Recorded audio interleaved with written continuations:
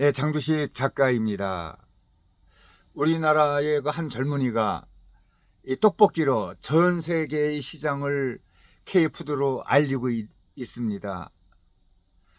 떡볶이로 500만 불 수출탑을 세우고 작년에 무려 2,400만 그릇을 팔았죠. 그럼 과연 이 내용이 어떤 내용인지 한번 우리 그 김간훈 씨의 이야기를 한번 들어보겠습니다.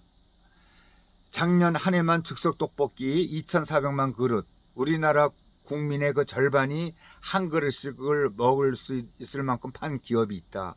더욱 놀라운 점은 우리나라에서만 판 것이 아니라 베트남의 하노이, 대만의 타이베이, 미국의 휴스턴, 호주의 시드니에 가도 이 즉석 떡볶이의 맛을 볼 수 있다. 그런데 이 떡볶이 그 회사 창업자는 아직도 배가 고프다라면서 조만간에 있어서 미국의 뉴욕, 또 프랑스 파리와 영국 런던의 중심가까지 떡볶이 가게를 열겠다고 한다. 떡볶이 장사를 해서 500만 불 수출의 탑까지 수상한 그는 바로 즉석 떡볶이 브랜드 두끼, 한 끼가 아니고 두끼 창업한 김관훈. 나이가 45살이니까는 뭐 젊은 나이는 아니라고 생각합니다. 두끼 마케팅 총괄 CMO, 그 20대 때 다닌 화학 제품 유통업체에 적응하지 못하고 열정이 없는 그 김대리로 또 불렸던 그는 창업 후에 불과 10년 만에 전 세계 9개 국가에 170개 매장을 진출시키면서 성공 가도에 올랐다. 이 두끼는 한 명당 1,900원만 내면은 뷔페식 코너에서 떡이나 또 양배추, 소시지, 그리고 라면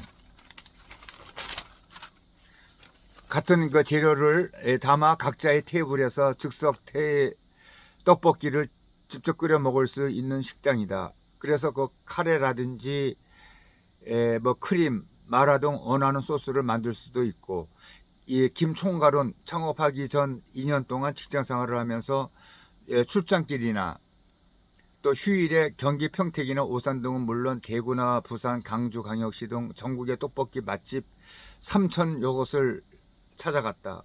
그 기간 차량의 주행거리만 보면 36만 킬로. 서울에서 부산을 430번 왕복할 수 있는 거리다. 1979년에 강원도 원주에서 태어난 김 총괄은 부모님이 트랙터 콤바인 농기계를 파는 대리점을 운영했는데 초등학교 시절에 대리점 옆 포장마차에서 농기계집 애동아들로 불리며 매일같이 그 떡볶이를 얻어먹은 게 떡볶이와의 첫 인연이었다. 그리고 고등학교 1학년 때 아버지가 신장병으로 세상을 떠났고 대학교 4학년 때 어머니마저 유방암 판정을 받아 그 농기계 사업을 접고 말았다. 애동아들로 생계를 책임져야 했던 김 총괄은 그 다니던 대학을 중퇴를 하고 취업전선에 뛰어들어야만 했다. 그 7년간 화학제품 유통업체를 다녔지만은 전국 각지의 공단과 거래처에서 그 미수금을 걷는 이런 적성이 아니라고 생각했다. 김 총괄은 당시에 열정 없는 김대리라는 별명까지 생겼을 정도라며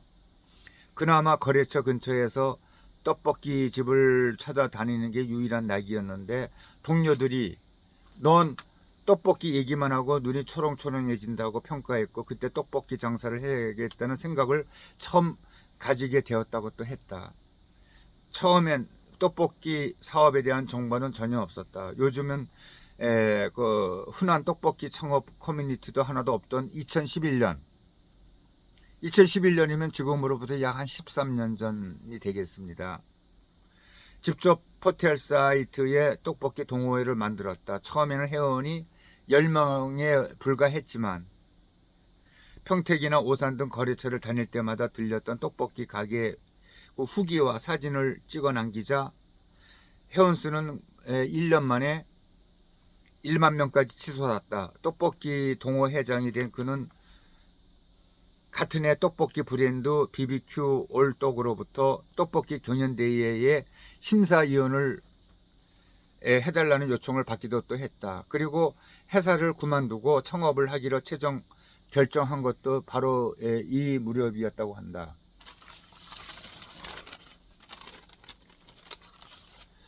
첫 도전은 푸드트럭이었다.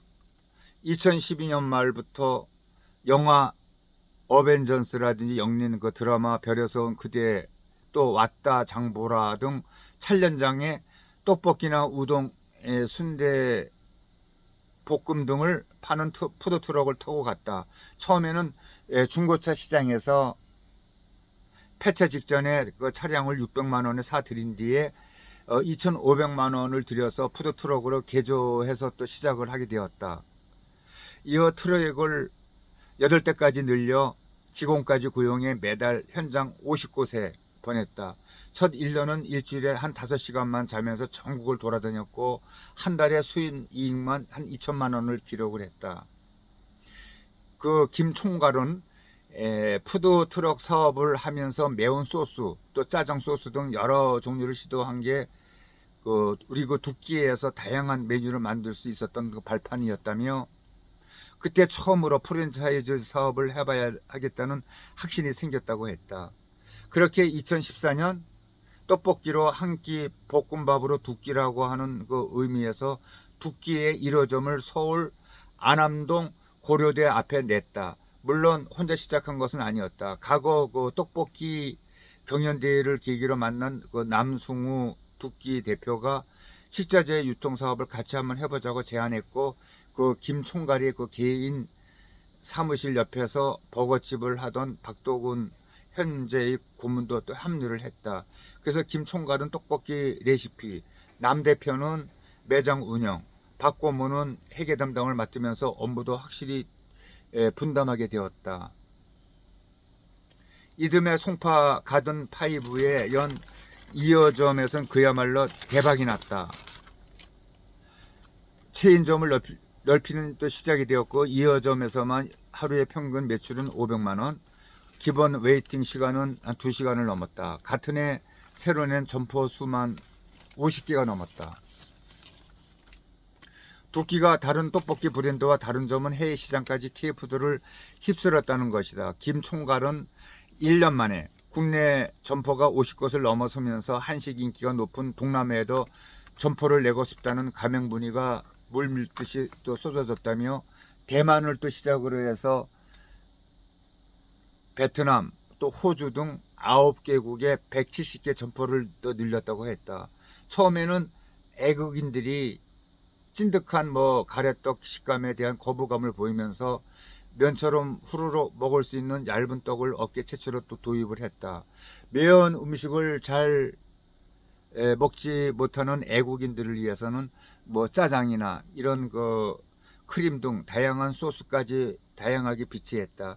애국인 취향에 맞는 즉석 떡볶이를 선보이면서 인구가 1억 명에 육박하는 그 베트남에는 현재 무려 108개의 매장이 들어섰을 정도다.